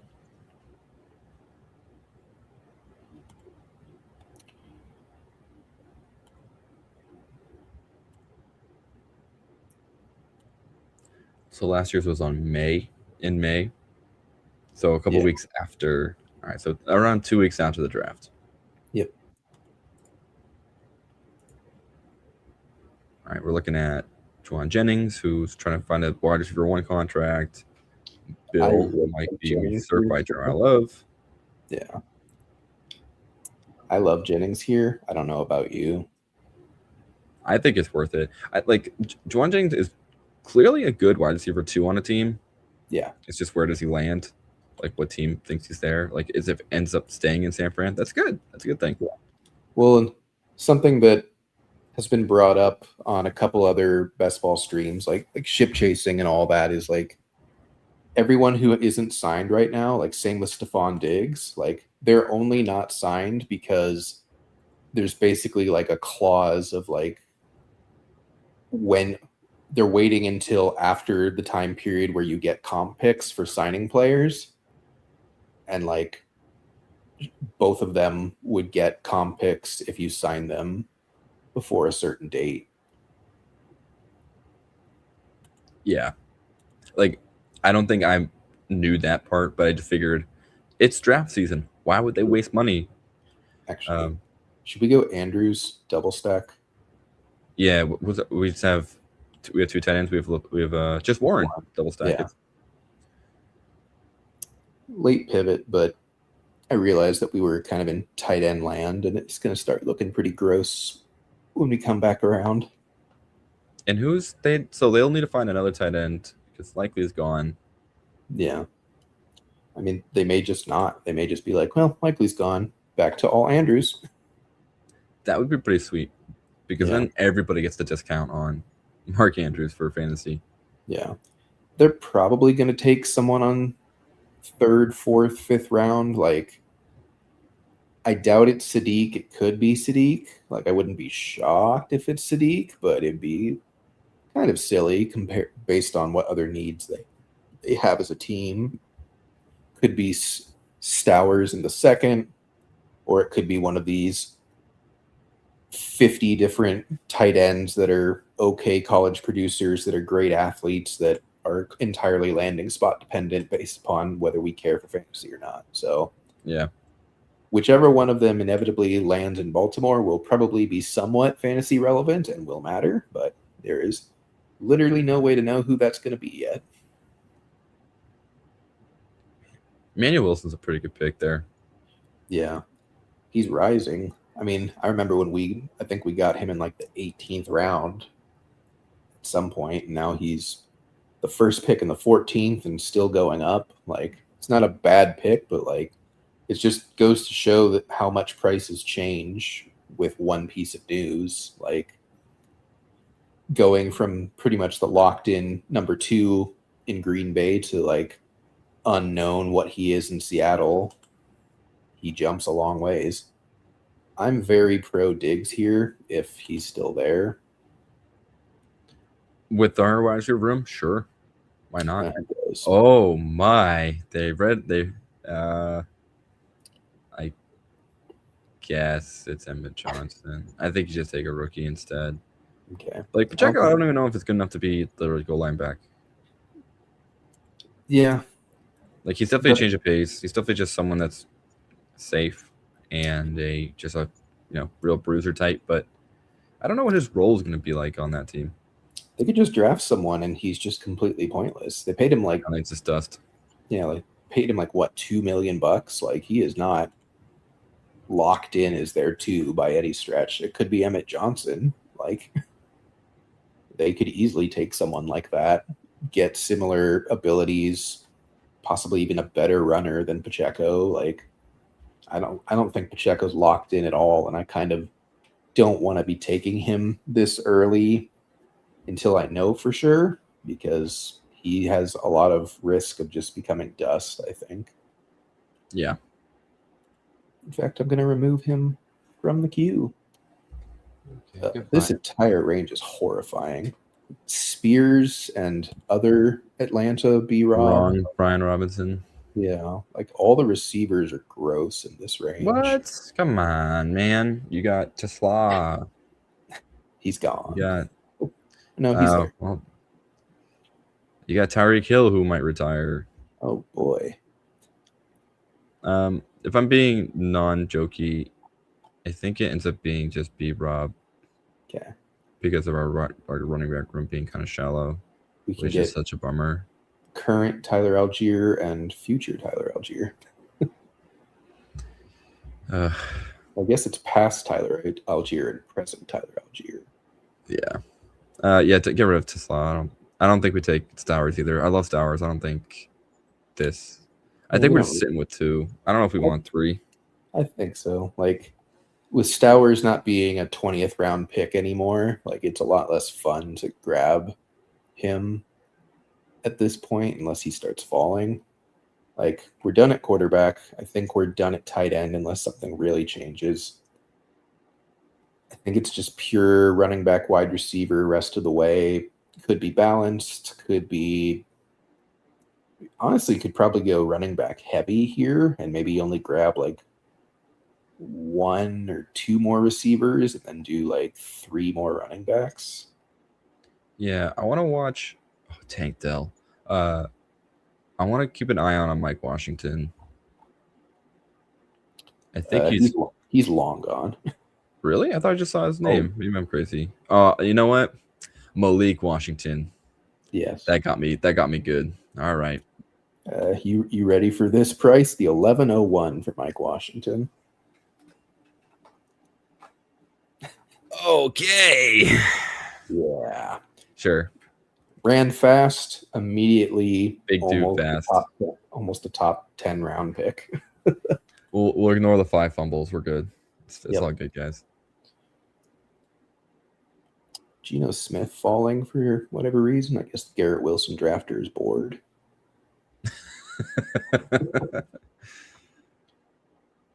I don't really need it yet. Not yet.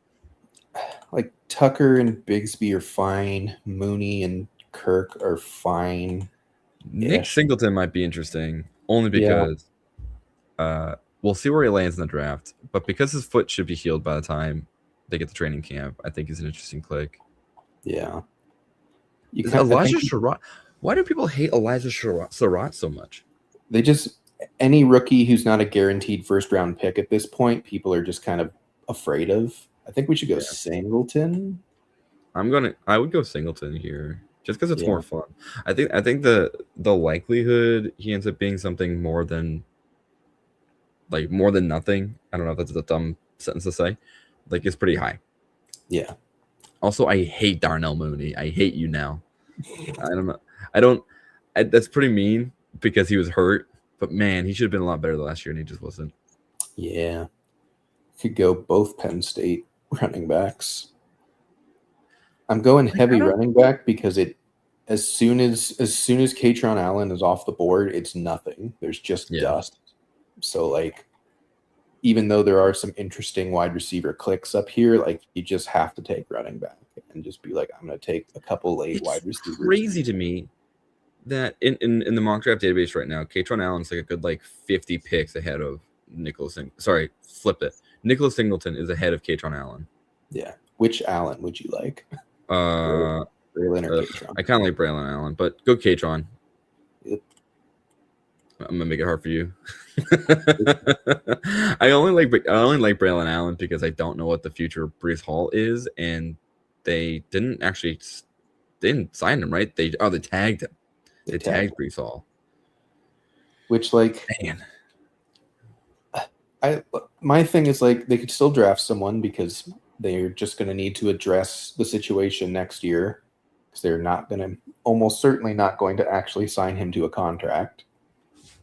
And like Braylon Allen's is truly a jag. Like he's just a guy. He's just kind of large, and that's it. Yeah. Like he's done absolutely nothing with all opportunities he's gotten. Like he doesn't really produce at all, and it's the Jets. So touchdown equity is kind of non-existent. So exactly. Do you think we're done at running back, or do you want to grab an 8?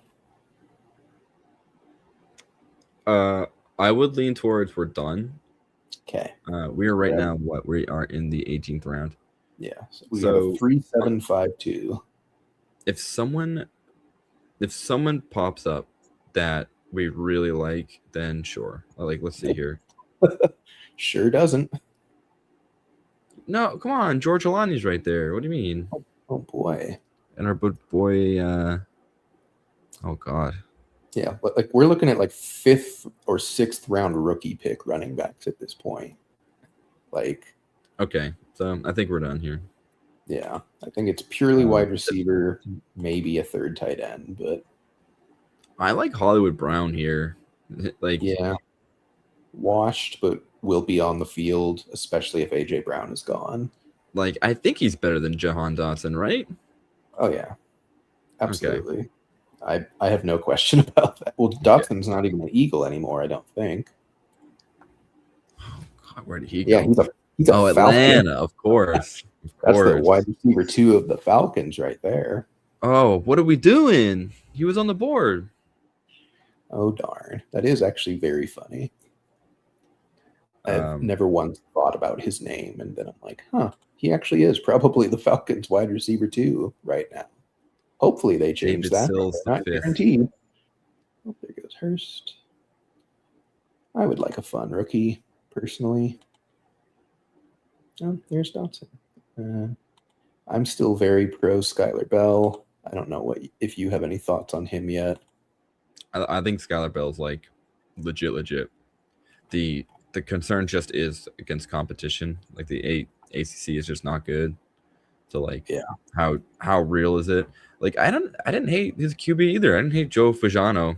I forget how to pronounce that name. But do you want to go Chris or Skylar? Man, let's go Skylar. Why not? Let's go Skylar. Like I really need to do more drafting so I get more Ted Hurst in my life.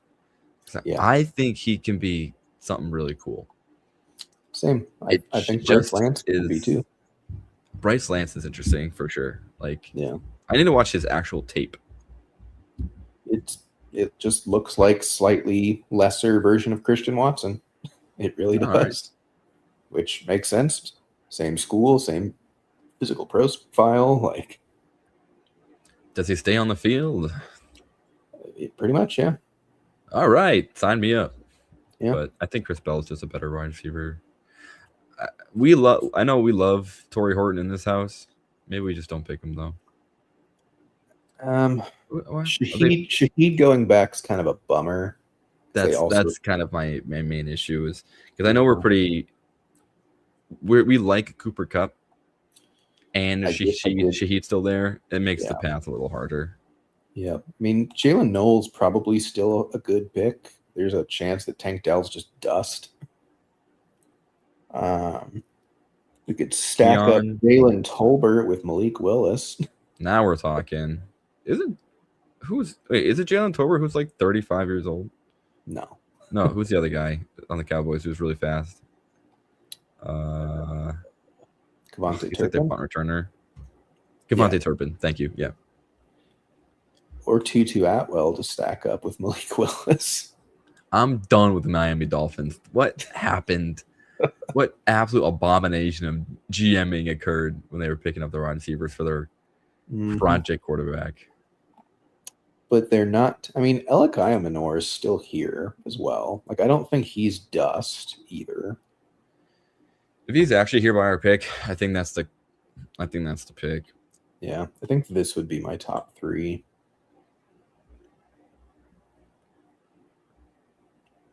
Get Darius Slayton out of there. You're never picking Darius Slayton. I might. They might not draft anyone. Oh my God. If the Giants don't, man. They still haven't. I know. You good with Ayamanor over Vele or Noel or anyone else? I am. I really like him. And I do think he's young enough. And I do think he showed a little bit enough for me to be like kind of excited going into this next season. Very cautiously optimistic because it's the whole Tennessee Titans as a whole are brand new. And yeah. Alrighty, folks. We did it. Got through 20 rounds. I'll recap the team real quick, and then we'll kind of get out of here. Finished with a 3-7-8-2 build. 3 quarterbacks of Lamar Jackson, Malik Willis, Sam Darnold. At running back, definitely went hero RB here with Josh Jacobs, Tyler Algier, J.K. Dobbins, Emmett Johnson, Brian Robinson, Nicholas Singleton, and Katron Allen. Wide receiver, a very fun start of the room with Jackson Smith and Jigba, Drake London, Zay Flowers, Parker Washington, Juwan Jennings, Hollywood Brown, Skylar Bell, and Alec Ayamanor. Then our 2 tight ends, Tyler Warren and Mark Andrews. What are your thoughts on that team? I love our start. I think the back half of this draft kind of shows a lot of the difficulty navigating the early running back pool. Yeah. And there's really not a lot you can like do to stop that. So like, and you can go back between all your picks, right? So like maybe Parker Washington, maybe we pick Jalen Warren instead. Like, do you think that's really what you wanted to do? No, like, I feel even at that pick, like it was just it was Warren or Tyler Algier. Yeah, those are the only 2 that went. What are we supposed to do, right? Nothing. So you're supposed to pick them earlier. Exactly.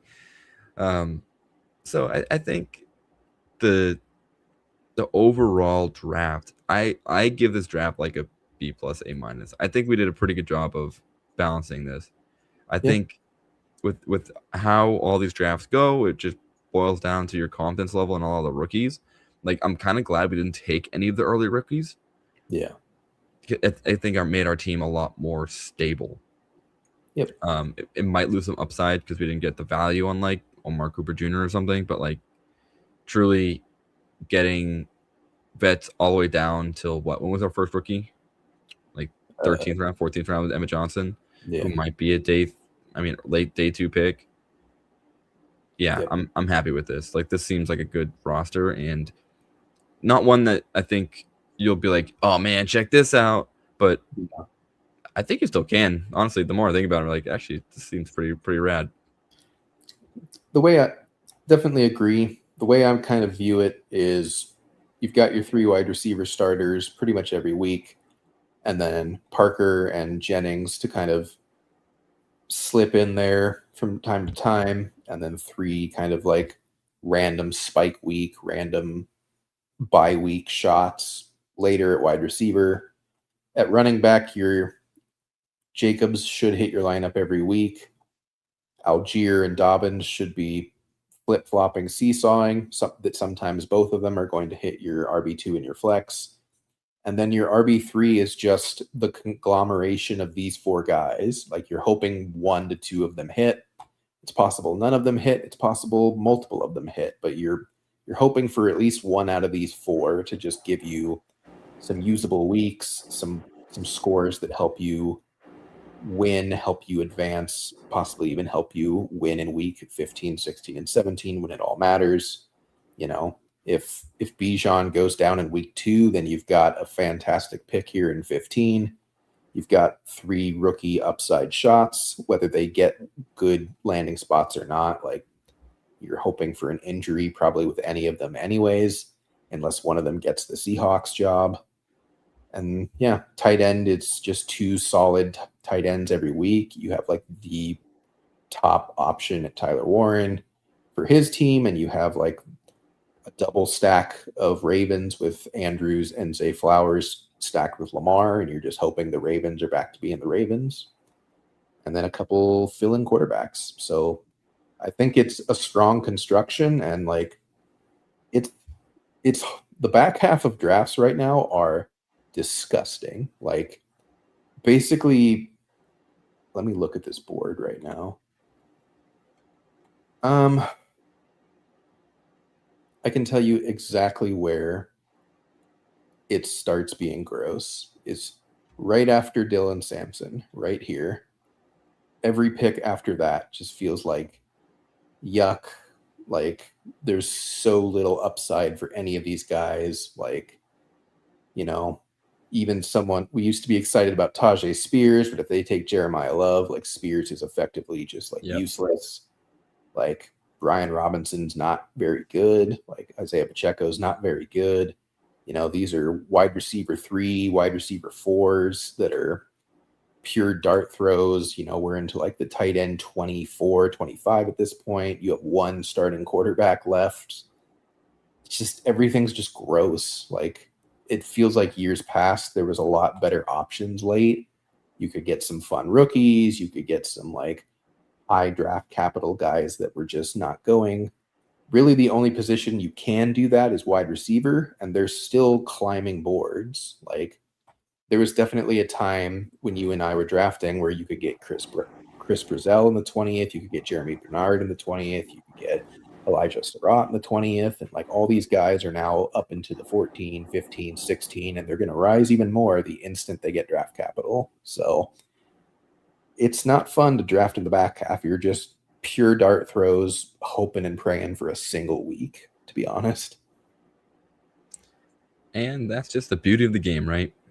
Yep. Just look, are my random lottery tickets better than yours? We'll see.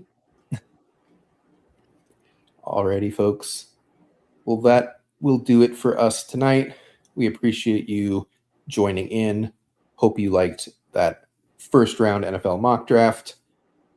We are hoping to have some big things coming for you. We are definitely planning on streaming during the NFL draft. We'll be talking through the picks as they happen, might have some guests on, might do some other stuff. Not really sure yet, but we will definitely be live all 3 days, starting with the first round on that Thursday night. So keep an eye out for that. More to come from there. And again, before we sign off, if you haven't already and you want to sign up for Underdog, please use our promo code FN+. That's FNPLUS. When you play $5, you will get $75 in bonus funds to use at your discretion. Join us. You can draft teams like this, or if you think you can do better, you can draft against us.